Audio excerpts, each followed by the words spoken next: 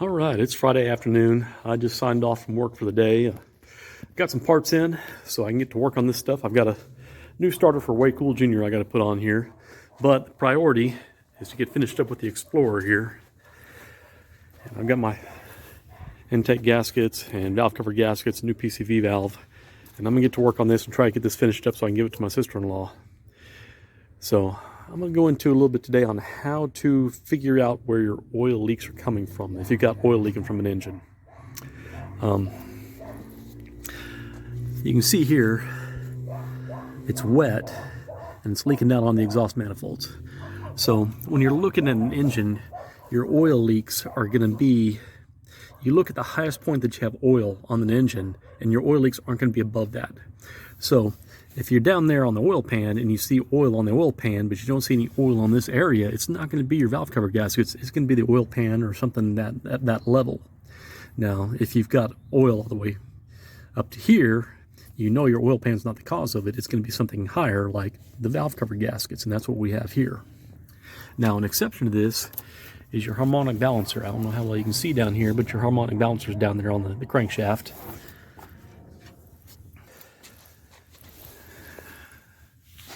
Now I've got this engine here. You can see the harmonic balancer here. You can see how it goes in the crankshaft there.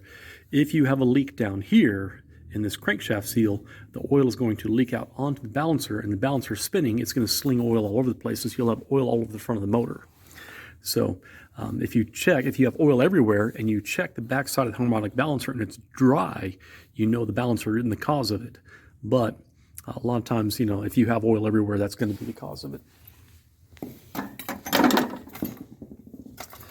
Now, on harmonic balancers, a lot of times you'll see, like this one here has a groove right here. I can catch my finger on it. And that's because the seal got hard and rubbed on this and wore a groove on it. Now, this has been repainted, so there's some paint splatter and whatnot. But there's actually a fix for that. I've got another balancer here. And you can see there's a sleeve here. I hadn't installed this on anything. I got it ready to go on the gold motor, but I didn't put it on it. It's the wrong diameter. But you can get one of these repair sleeves here, and that way the seal will ride on this repair sleeve instead of riding on that groove and bypassing oil. So be aware of that. Now, when it comes to oil leaks at the back side of your motor, I pointed out last week on Way Cool Jr., I pulled off the flex plate off the back side of the motor, and I had an oil leak, but the back side of the flex plate was clean, so I knew the rear main seal was not leaking. If the rear main seal had been leaking, I would have had oil on the back side of the flex plate, and that would have been where my oil would come from.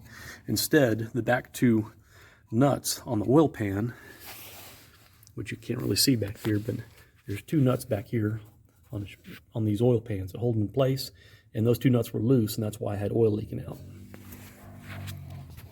So that's how you can figure out where your oil leaks are coming from. If you got an oil leak on that intake manifold, look at your seal on the distributor. Look at the china walls on the back side of the engine are bad about leaking oil.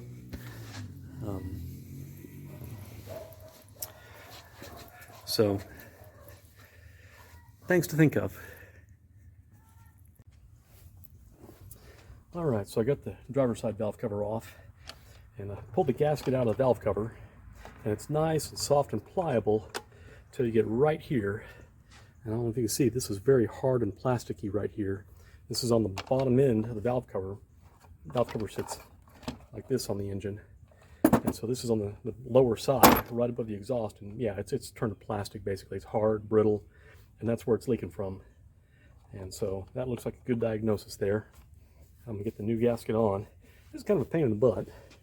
Ford used a bunch of Torx bolts to hold the intake manifold on, and that's just job security bolts there. You got to take the intake manifold off. I couldn't get the EGR loose.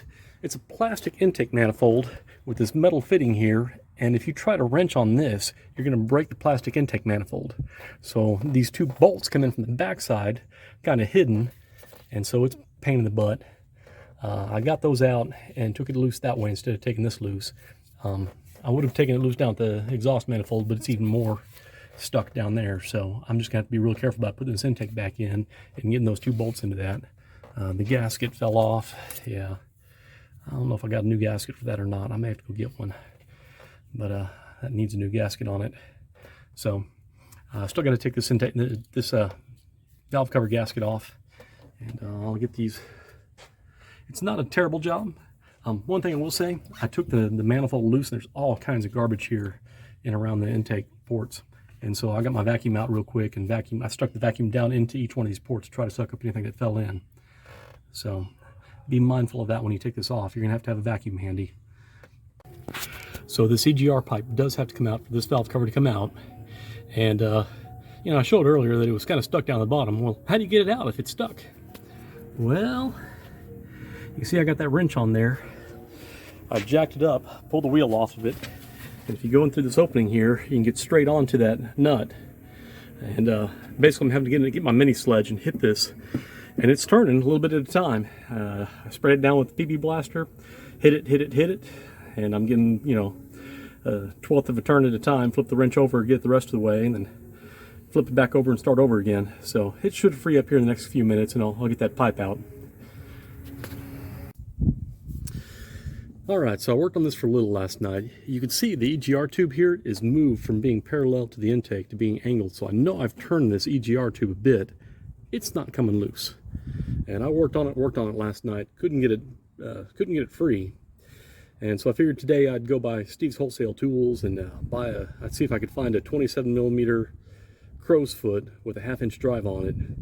And I love Steve's Wholesale Tools, great place, and it's going out of business.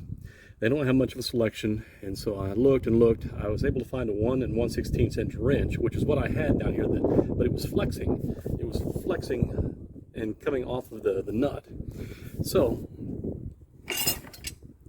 I've got a 26mm wrench, and I put it on there, tried to put it on there. It won't fit. It's slightly too small. I went and got a 1 1/16" wrench this morning.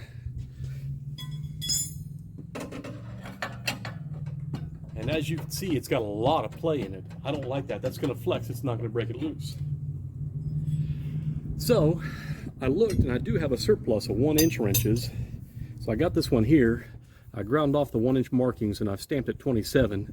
And I'm going to grind it. I'm going to grind this edge here until it fits onto that nut. I'm going to try to keep it nice and parallel. And hopefully at that point I can get this EGR tube loose. Really frustrating. You know, I was supposed to have this done last night. I was really looking forward to having it done last night. After I get the valve cover gaskets done, all I've got to do is service the transmission fluid in this thing, which is another pain in the butt. There's no dipstick tube. You got to go up underneath, take the drain plug out, and fill the transmission fluid through the drain plug, if that sounds crazy enough. But hadn't got there yet. I'm still trying to get this done. And so yeah, that's my next step, is to grind this and see if I can get it. And I'm going to cut this end off so I can put a cheater pipe on here. It's kind of, you know, I hate having to do that, but this is like a $5 wrench. It's a cheap one, made in India. I have no problem cutting the end off of this to put a cheater pipe on it to get that EGR tube loose. Sometimes you've got to learn how to abuse your tools, how to make your own tools. You've got to find a way to get it done. And this is part of being a mechanic. This is the part that really sucks. I should have had this done yesterday. If this were a customer paid job, I'd have lost my lunch already. But you know, it is what it is. This is part of why I got out of the industry. Nobody wants to make vehicles to where they can be worked on, because they think they can make all kinds of profit by having us recycle our cars every 5 years. And then nobody wants to wrench on them because, you know, it sucks so bad to try to wrench on them. Nobody wants to pay to have cars wrenched on because it's a lot of work. It is. But, you know, when you're looking at, you know, do I, you know, spend $35,000 on a new vehicle, or do I take this $5,000 vehicle and make it worthwhile? Well, sometimes it is worth it if you can do it yourself to do some wrenching and rehabilitate them. So I'm going to go grind on this a little bit and widen this out. I'm just a hair shy of it right now. I'm going to get my calipers out, and I'm going to measure back to front and make sure that I've got the sizing right. All right, I got my cheap calipers here. Bought these at Steve's Wholesale years ago. Cheap. They work. So I'm at 26.1, 26.0 at the back, and 25.9 at the front. So I don't know if, yeah, you can see that, I guess. So I've got to go a little, it's not quite 26, and this is supposed to be 27. It's still a little too small to get on the truck, so it may actually be closer to 26 and 27 when I'm done, but I really don't care. It's going to be 27-ish. This is going to be a special use tool just for using on a Ford EGR tube, apparently. So, time to do some more grinding. Always wear your PPE.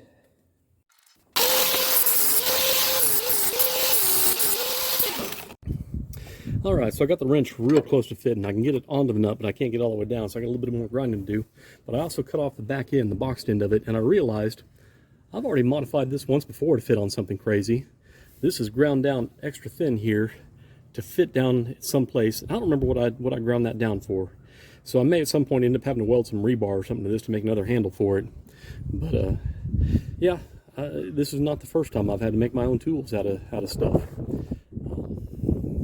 So I'm gonna get back there, grind that a little bit more, and I should be ready to use it. So nothing's been able to break this tube loose. Went and bought a new wrench, tried cutting, make my own tools and whatnot. Nothing was working. Then I looked up this EGR tube on Rock Auto. It's $18. So I cut it. Let me get a socket on down here and see if I can pop that bad boy out. All right, so here's the EGR tube and how it goes in the exhaust manifold. And these were stuck together really, really bad. It actually came out of the exhaust manifold before the EGR tube came off of the fitting. I had to chuck this up in my vise to get the... Come on, focus. There you go. All right, I had to chuck it up in my vise in order to get it loose. So I could feasibly weld this back together and have it to where I could put it back in, but I'm going to order the part off Rock Auto. I'm going to put, and this came out nice and clean out of the exhaust manifold, but I'm going to put some copper RTV on this before I thread it back in, and I'm not going to put it in insanely tight. I'm going to get it nice and good and snug, but it's not going to be crazy tight. And the copper RTV will seal up any issues this may have. I'm dealing with exhaust stuff. When you take old rusty exhaust stuff loose, it doesn't normally go back together too well.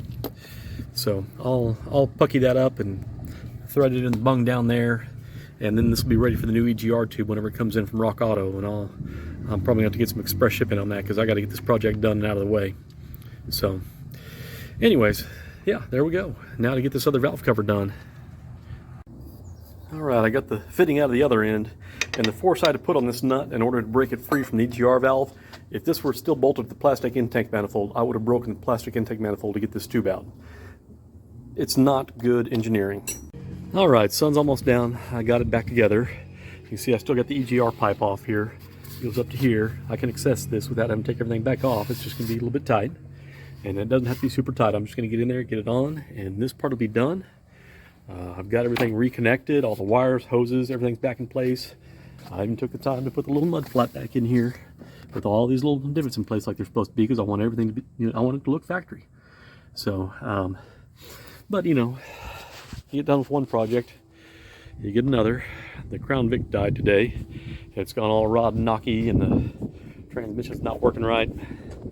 And the power steering fluid is doing more to dispense fluid than it is to actually use it. So that car's toast. It's got too much wrong with it. So we're looking for another car for coal now.